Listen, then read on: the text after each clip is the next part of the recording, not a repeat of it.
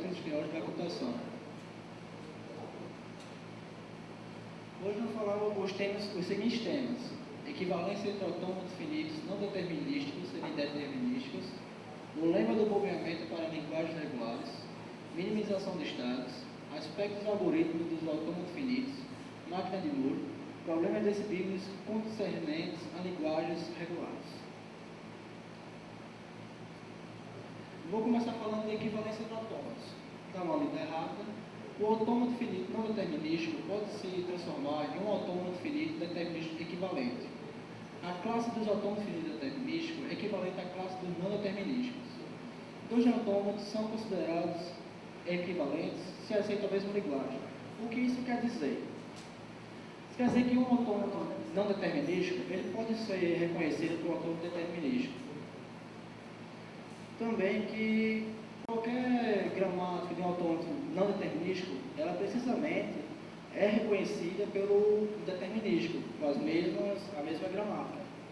E para cada não determinístico existe um determinístico igual, idêntico, sem mudar nada, não sendo vice-versa. Agora vamos construir um autômato final determinístico a partir de um não determinístico qualquer. Construir uma tabela de dimensões do autômato finito não determinístico ômega, construir uma tabela de autômato finito determinístico sigma através do produto cartesiano dos estados do ômega, incluindo como último o conjunto vazio. E terceiro, mostrar todos os conjuntos que contém como elementos dos estados finais, como novo final de ciclo. Agora vamos mostrar isso na prática, como exemplo. Um exemplo, a construção de um autômato finito determinístico a partir do não determinístico. Seja um autômato finito não determinístico M, de alfabeto AB, estados Q0, Q1, Q2, Qf, com transições, e Q0 sendo o estado inicial e Qf final. Vamos lá, por exemplo. O que podemos ver aqui é o seguinte: nesse aqui ele não engloba todas as opções possíveis para um autômato, já que ele não é determinístico.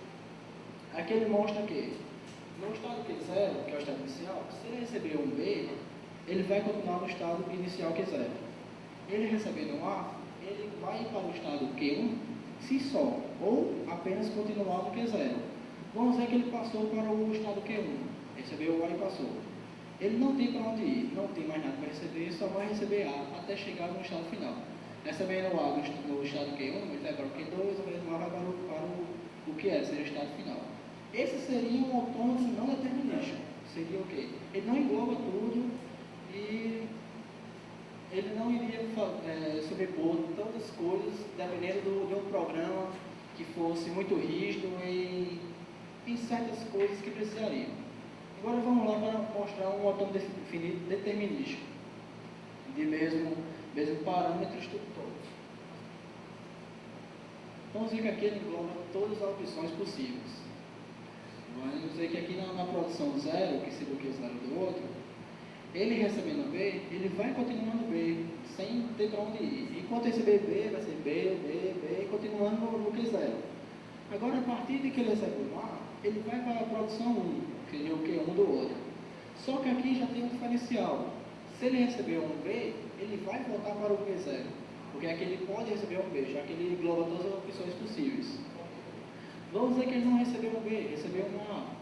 Foi para o P2. Do P2, se ele receber um B, também vai voltar para o P0. E vamos dizer que ele não recebeu, foi para o A, está no PF, né?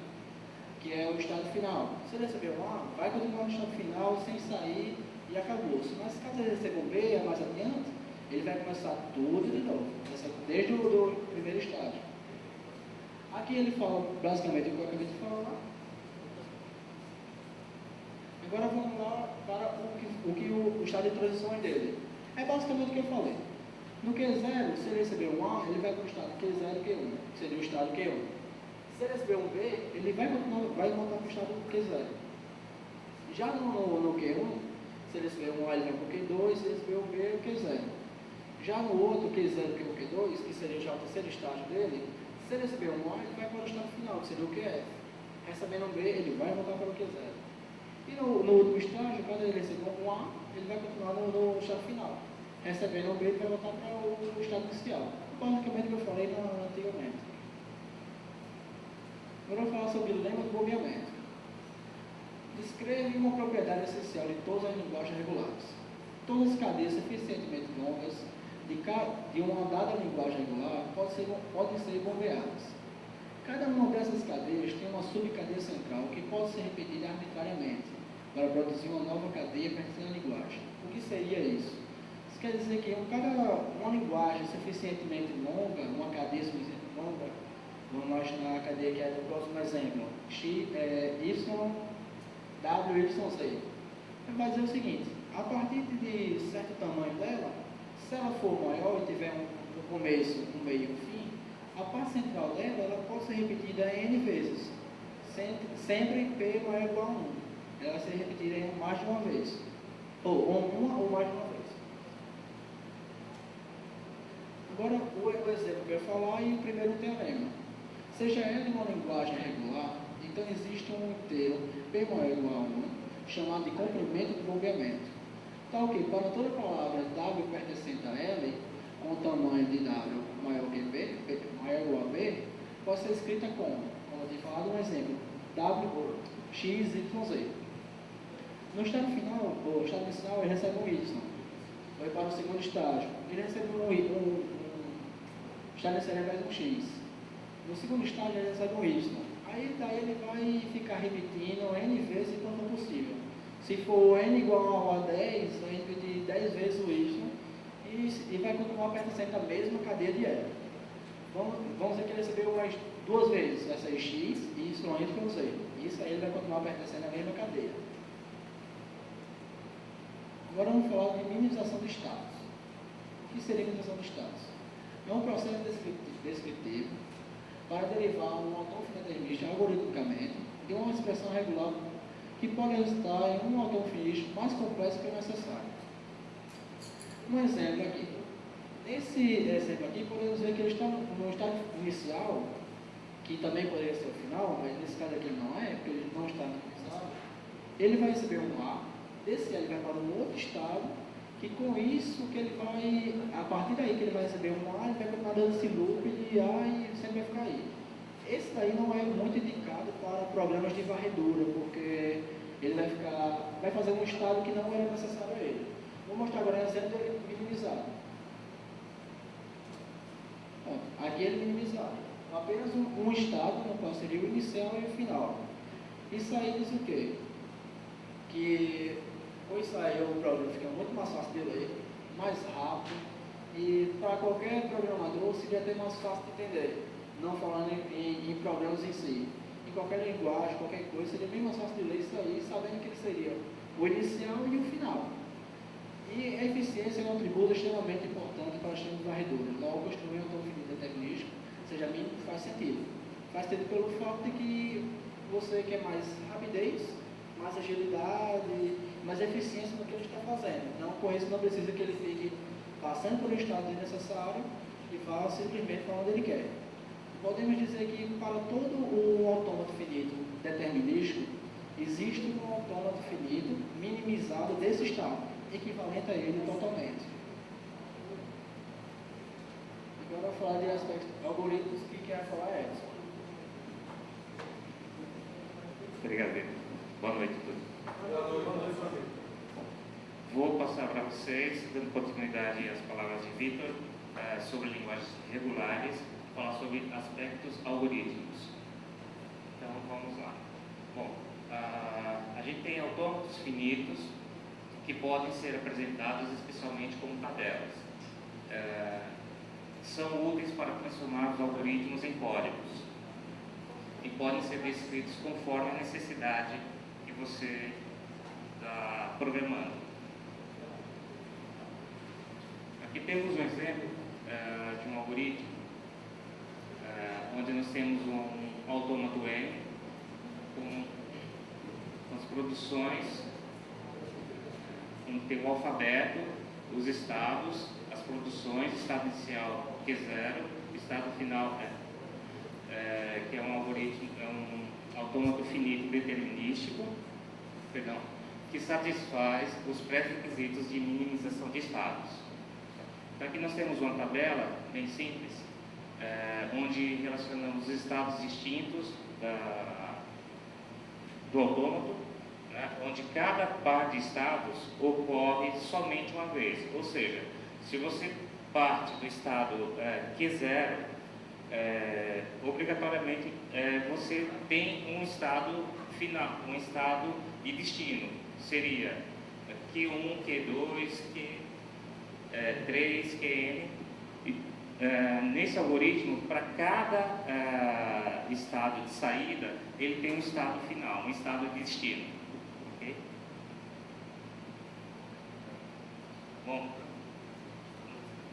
ficamos sem exemplos aí práticos do algoritmo. Bom, vamos falar também sobre máquina de Moore, que são autômatos finitos determinísticos com suas saídas associadas aos estados. E é representado formalmente pela cétupla. Aqui nós temos o alfa, que é o alfabeto de entrada, que são os conjuntos de estados, ômega, que são as transições ou produções, Q0, que é o estado inicial, F, que é o estado final, delta, que é o estado de saída, e no final as funções de saída do algoritmo. Aqui nós temos um exemplo da máquina de Moore, onde ela lê uma cadeia de zeros e uns e produz saídas trocando os caracteres de zeros por uns e uns por zero, onde nós temos partimos do estado inicial Q0, que pode ser uma palavra vazia, né? A máquina de Moore permite isso, você estando Q0, uma palavra vazia já encerra o autômato. Aí se estando em Q0 e receber 0, ele vai para Q1 e grava 1 na saída. E temos também, a partir de Q0, se receber 1, ele vai para Q2 e grava 0 na saída. Ou seja, ele lê uma coisa, lê um dígito e grava um outro dígito diferente daquele. Certo? Já na máquina de Mealy, que é um autômato finito modificado de forma que gera uma palavra de saída para cada transição entre os estados. Ou seja, você estando no estado Q0, qualquer transição que ocorra, ele já grava uma palavra de saída. Então, uma palavra vazia não move a cabeça da fita. Ou seja, se você não digitar nada, ele continua em Q0 e nada realiza. Uma máquina de Mealy gera apenas saídas, que gera apenas saídas vazias, se comporta como um autômato finito determinístico. Ainda na máquina de Mealy, que é um autômato finito determinístico com saídas associadas às transições, ele pode ser representado pela sextupla. Vamos lá.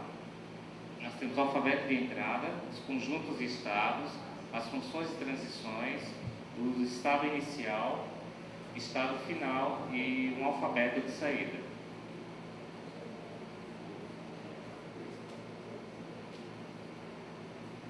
Bom, a máquina de Moore possui uma função que gera uma palavra de saída, que pode ser vazia, para cada estado da máquina. Então, ou seja, para cada estado que você esteja, mesmo que seja uma palavra vazia, ela gera uma palavra.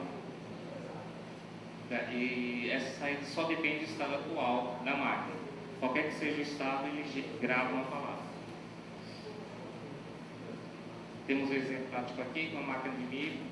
Ele lê uma cadeia de zeros e 1, produz saídas, trocando os caracteres de entrada de zeros por uns e 1 por zeros. Tá? Aqui nós temos a partir de Q0, onde ela lê 0 e grava 1.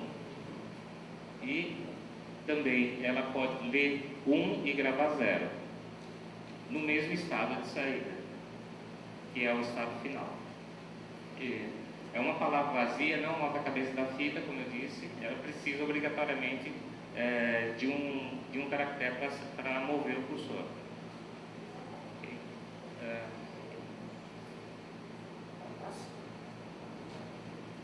Bom, vamos falar também sobre problemas decidíveis.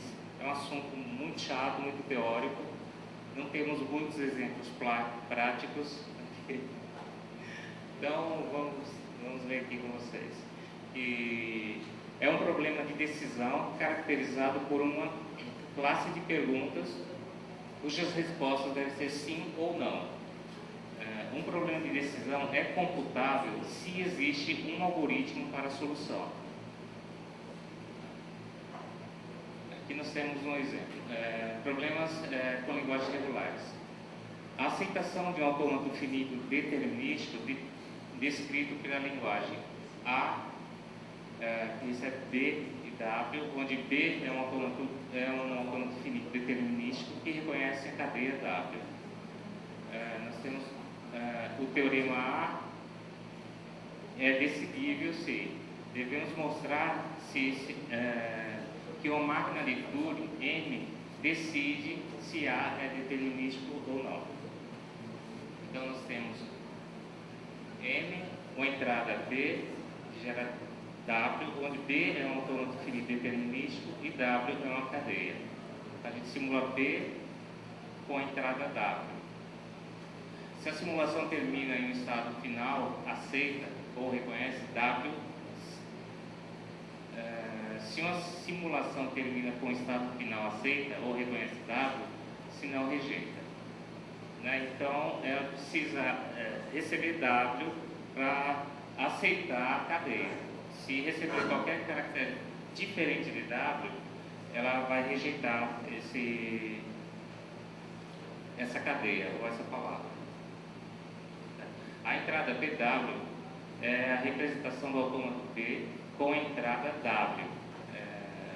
Uma representação formal é dada pela quíntupla T, onde nós temos os conjuntos de estados, o alfabeto, as produções, estado inicial e estado final. Quando M é determinístico, reconhece W. Ela verifica primeiro se ela representa adequadamente o autômato finito determinístico de B e a cadeia W. Se não, não reconhece. Ou seja, aquilo que eu disse, ela precisa receber W para que a linguagem B seja reconhecida. Todas as linguagens aceitas por uma máquina de Turing são recursivamente enumeráveis. Pode haver situações onde a máquina de Turing pode não parar seu processamento caso uma cadeia não perceba a linguagem.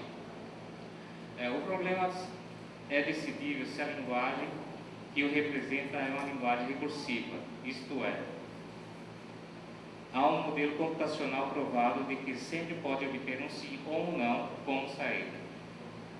Ou seja, a máquina de Turing ela é decidível se aceitar a cadeia.